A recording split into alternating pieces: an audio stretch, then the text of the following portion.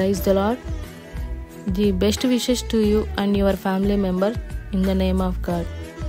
దేవునికి మహిమ కలుగును గాక. దేవుని నామము పేరిట మీకును మీ కుటుంబ సభ్యులందరికీ శుభాభివందనములు. టుడే గాడ్ ప్రామిస్, ఈరోజు దేవుని వాగ్దానము. I have learned in whatsoever state I am, therewith to be content. Philippians 4th chapter 11 verses. నేనే స్థితిలోనున్నను ఆ స్థితిలో సంతృప్తి కలిగి నేర్చుకొని ఉన్నాను. ఫిలిప్పీ పత్రిక 4వ అధ్యాయము 11వ వచనము. పౌలు గారు ప్రతి విధమైన సౌఖ్యమును త్యజించి చెరలో నుండి ఈ మాటలని రాశారు. ఒక రాజు ఒకనాడు తోటలోనికి వెళ్ళి ఆ ఉదయమునే ఆ చెట్లన్నీ ఎండిపోయి ఉండుట చూశారు. అందుకు కారణమేమని సింధూర వృక్షాన్ని అడిగారు.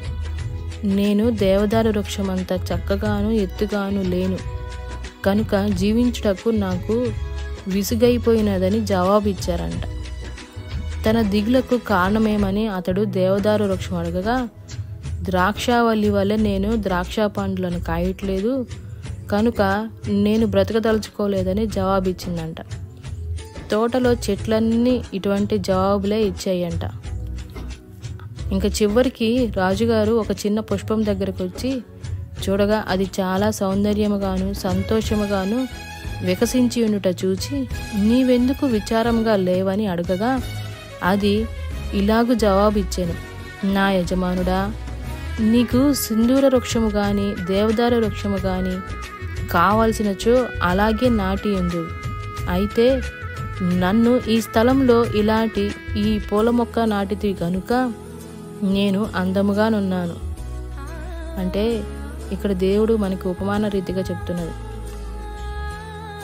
ఇతరులు గొప్ప కార్యాలు చేయవచ్చును, అయినను నీ పని నీకుంది.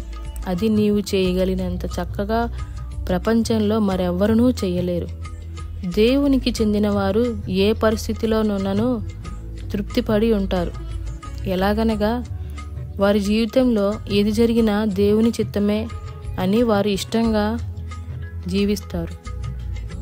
ఆయన చేయమన్న దానినే వారు చేస్తారు. తమకు కలిగిన సమస్తమును త్యాగం చేస్తారు కనుక వారు 100 రెట్లు ప్రతిఫలము పొందుతారు. మనము కూడా మన జీవితంలో ఏది జరిగినను దేవుని చిత్తమే, దేవుని కొరకు మనం జీవించాలి అనే ఒక తలంపు మనం కలిగి జీవించినట్లయితే మనమందరము కూడా మన జీవితంలో ఇలాంటి 100 రెట్ల ప్రతిఫలాన్ని పొందుకునే వారంగా ఉంటాం. ప్రార్థన. మా నీతికి ఆధారమైన మా దేవా, మమ్మల్ని మిక్కిలిగా ప్రేమించిన మా యేసయ్య, మీకు ఎన్నో వందనములు, స్తోత్రములు.